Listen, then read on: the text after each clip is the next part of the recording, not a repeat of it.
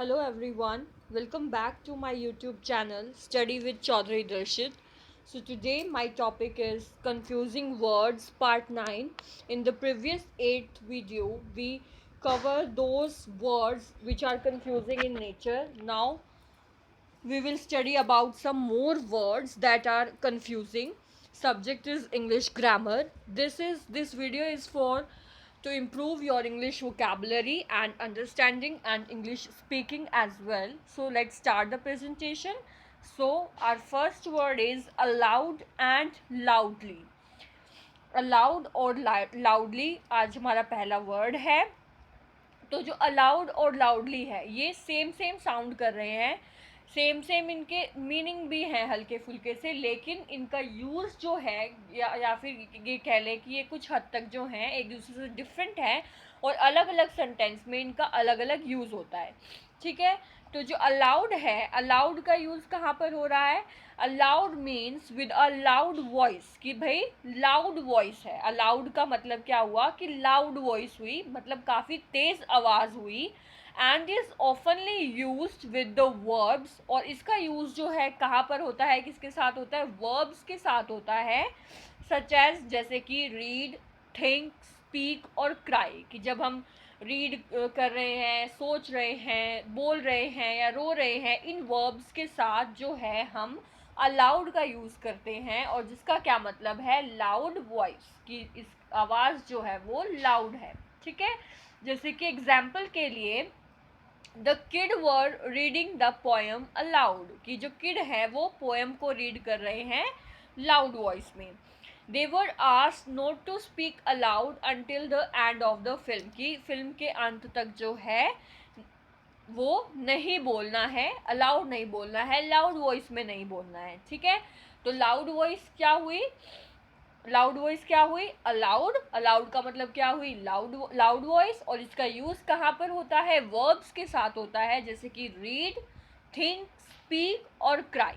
ठीक है, अब हम आते हैं लाउडली पे. लाउडली का क्या मतलब है? लाउडली जो है वो एक एडवर्ब है that means at a high volume, कि भाई जो वॉल्यूम है, जो पिच है वो बहुत ज़्यादा हाई है. जैसे कि एग्जाम्पल के लिए डोंट स्पीक लाउडली, भाई इतनी तेज़ मत बोलो.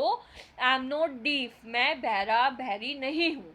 The band played so loudly, कि जो बैंड था वो इतना ज़्यादा हाई वॉल्यूम में बज रहा था that every one could hear them, कि हर कोई उसको सुन सकता था. दे वर लाफिंग लाउडली, कि वो जो हैं हंस रहे थे ज़ोर ज़ोर से. तो लाउड जो है वो क्या हो गया? एक एडवर्ब हो गया, और जिसका मतलब होता है हाई वॉल्यूम.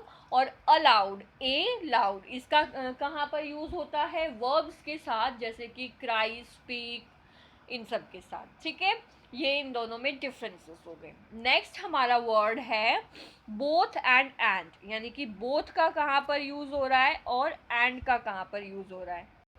तो जो मीनिंग और यूज़ इसमें हम पढ़ेंगे कि बोथ और एंड का जो मीनिंग है वो क्या है, और हम दोनों को यूज़ कहाँ पर कैसे करेंगे.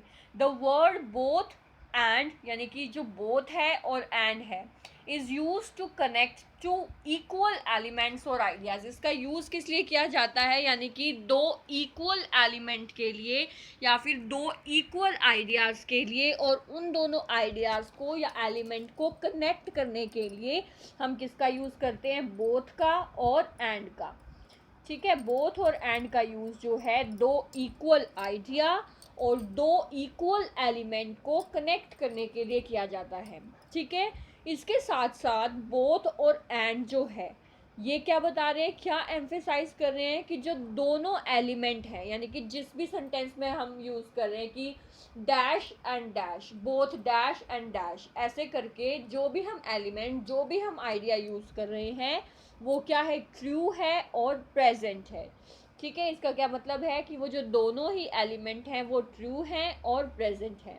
ठीक है, जैसे कि एग्जाम्पल के लिए हम लेंगे, एग्जाम्पल के लिए हमने यहाँ पर एग्जाम्पल डाले हैं कि both Sara and Sana excel in mathematics. यहाँ पर एंड आएगा. Both Sara and Sana excel in mathematics. She is both are talented musician and a gifted writer, कि वो जो है वो दोनों है, टैलेंटेड राइटर भी है और टैलेंटेड म्यूजिशियन भी है और गिफ्टेड राइटर भी है। इसका क्या मतलब है कि जो ये एलिमेंट है टैलेंटेड म्यूजिशियन और ये जो एलिमेंट है गिफ्टेड राइटर, ये दोनों के दोनों क्या है, ट्रू हैं और प्रेजेंट हैं।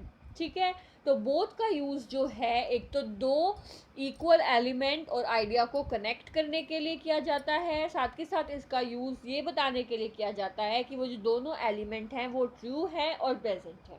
ठीक है, उसके बाद बोथ और एंड दोनों का यूज़ किसके साथ होता है, नाउन्स के साथ होता है, एडजेक्टिव्स के साथ होता है, वर्ब्स के साथ होता है।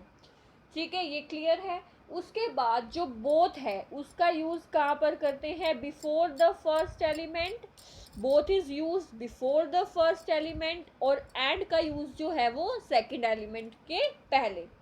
ठीक है, जैसे कि अभी हमने बताया सारा एंड सना, तो बोथ का यूज़ कहाँ हुआ, सारा, बोथ सारा, सारा से पहले यानी कि फर्स्ट एलिमेंट से पहले। उसके बाद हमने बताया था सना, जो सेकंड एलिमेंट हुआ, तो एंड का यूज़ कहाँ हुआ, सेकंड एलिमेंट से पहले, और बोथ का यूज़ कहाँ हुआ, फर्स्ट एलिमेंट से पहले। ठीक है, तो ये अब हम एग्जाम्पल देख रहे हैं। इसमें एग्जाम्पल में क्या है कि ही स्पीक्स बोथ, वो जो है दोनों भाषाएं बोल सकता है, both English and Hindi fluency से बोल सकता है। तो यहाँ पर ये जो दोनों एलिमेंट हो गए, ठीक है, इंग्लिश और हिंदी, तो बोथ का यूज़ कहाँ हुआ, फर्स्ट एलिमेंट से पहले, और जो सेकंड एंड का यूज़ कहाँ हुआ, वो सेकंड एलिमेंट से पहले। ठीक है, ये एग्जाम्पल हो गए।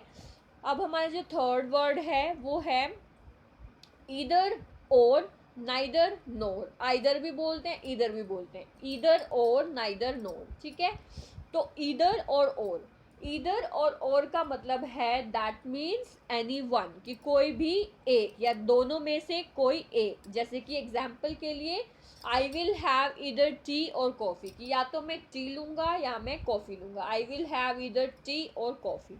तो यानी कि इसका क्या मतलब हुआ, दोनों में से कोई एक, जैसे कि I will have either T और कॉफ़ी। ठीक है, उसके बाद जो नेक्स्ट है हमारा नाइदर नोर, नाइदर नोर का मतलब क्या हुआ कि दोनों में से कोई भी नहीं।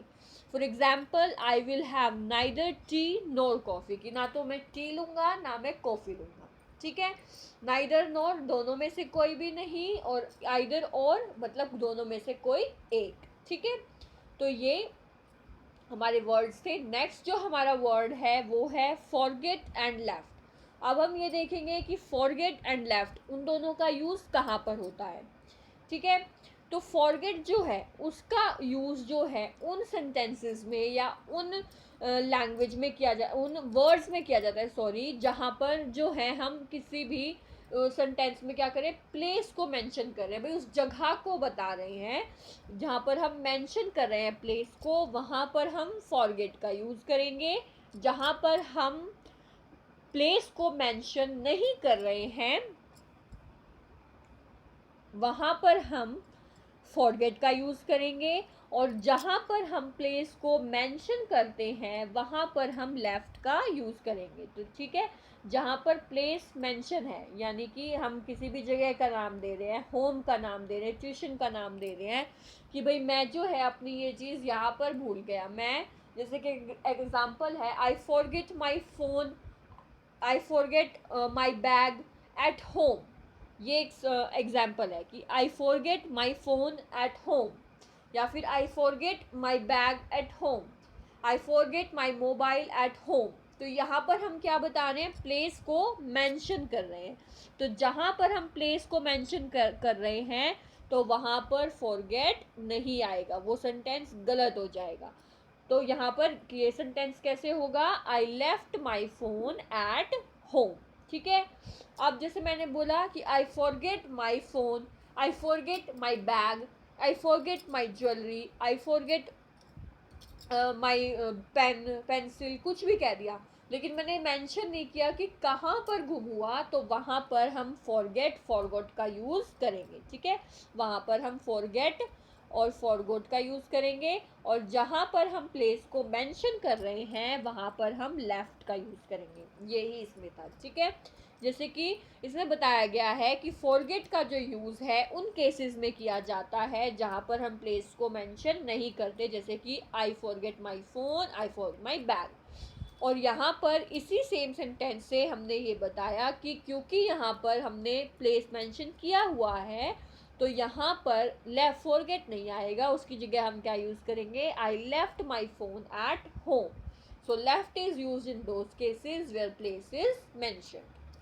तो ये था फॉरगेट एंड लेफ्ट के बारे में। Thanks for watching. For more updates like share and subscribe my YouTube channel.